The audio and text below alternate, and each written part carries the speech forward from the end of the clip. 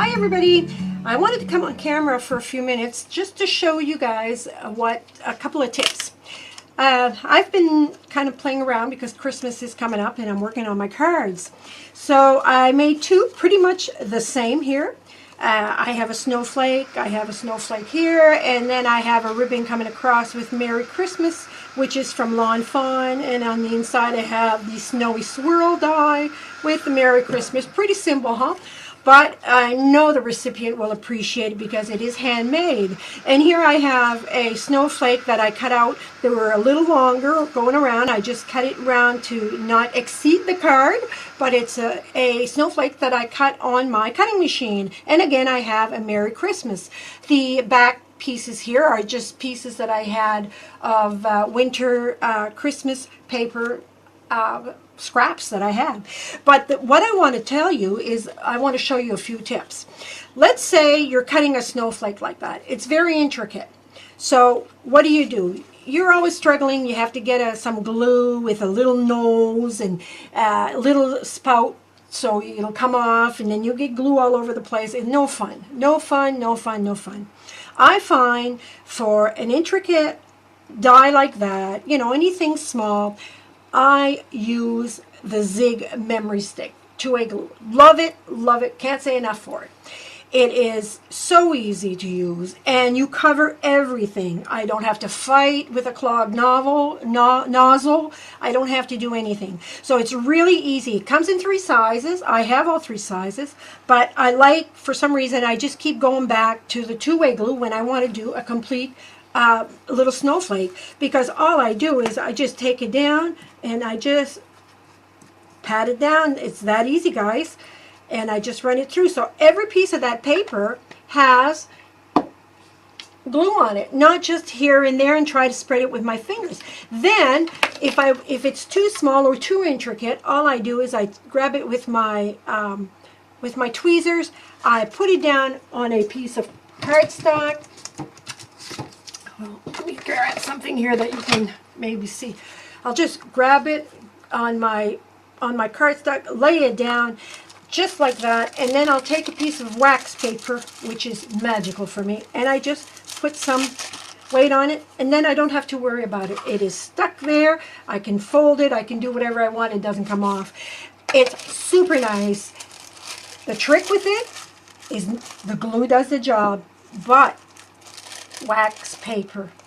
Wax paper is the greatest thing. It doesn't only work in the kitchen, it's handy in your craft room. You can use it.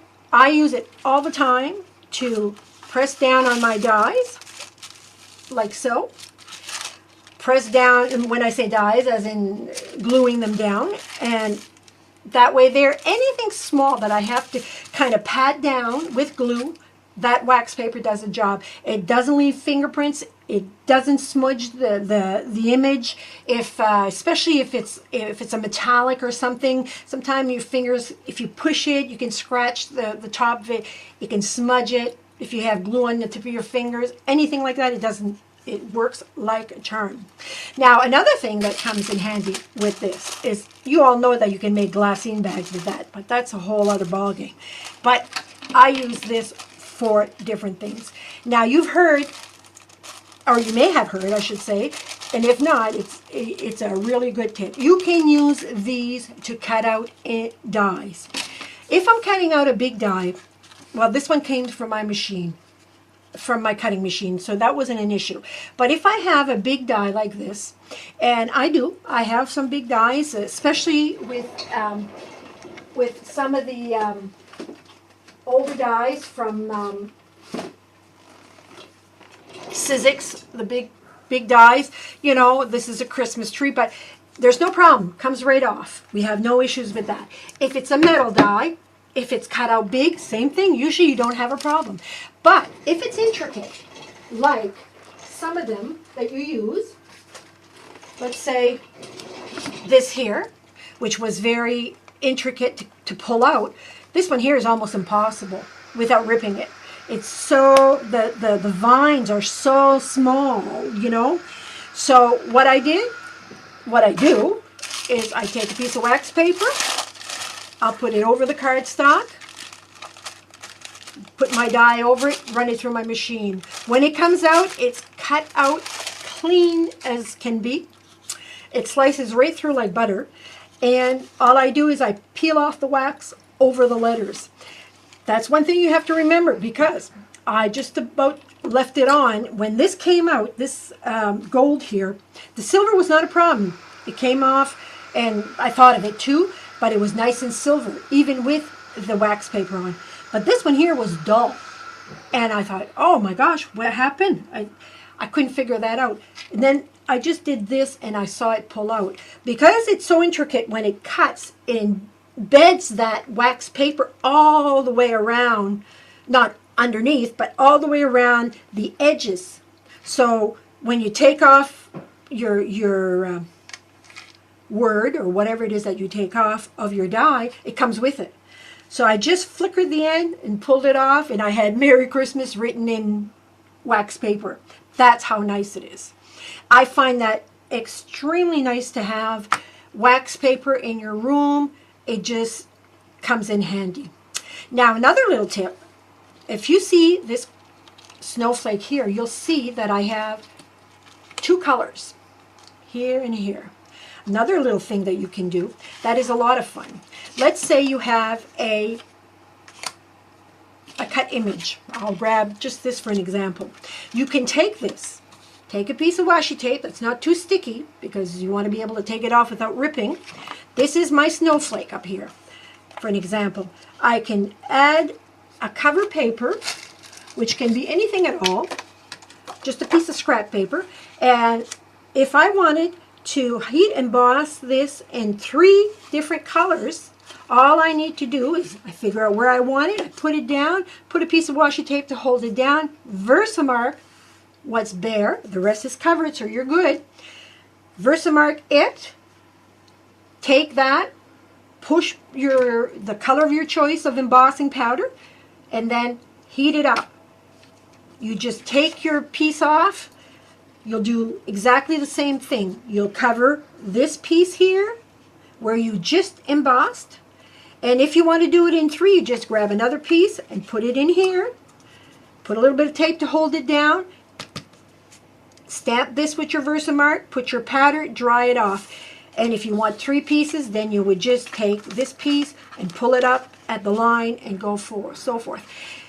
The sky's the limit, guys. If you wanted to cut out a design on your masking piece here, it'll emboss to the shape that your paper is here. So if you don't want a straight mark and you wanted a wavy mark or whatever, it's the way to go. Just think beyond the box, because embossing powder has been out for years, but there's so much you can do with it than just emboss a plain image.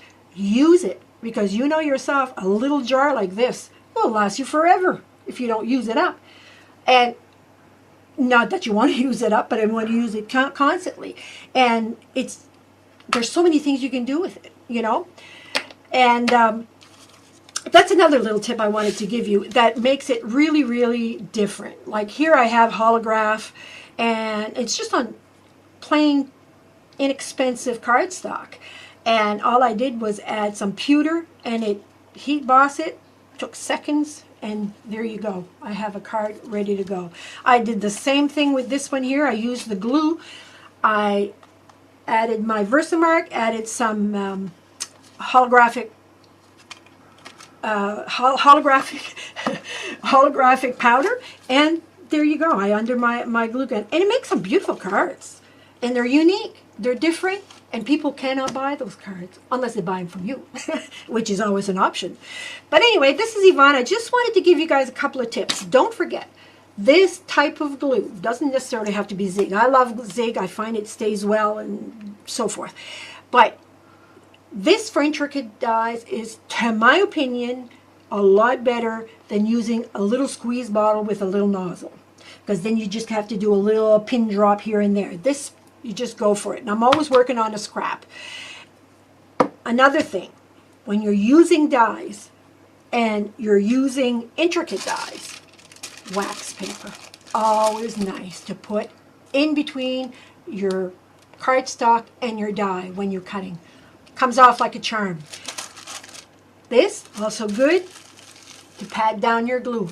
Any type, anywhere, anything you're doing with glue. Wet glue, it's perfect. Because if you're like me, your hands become dirty. It's, I don't know, maybe just, I think we're all crafters, our hands get dirty. I look at my nails sometime and I just come, my nails were clean when I walked in, but they're not anymore. So that's the tip I wanted to give you. Don't want to keep you. I know you're busy crafting and having a great day. This is Yvonne and I'm signing off, and I will be back with some more handy dandy tips. Bye-bye.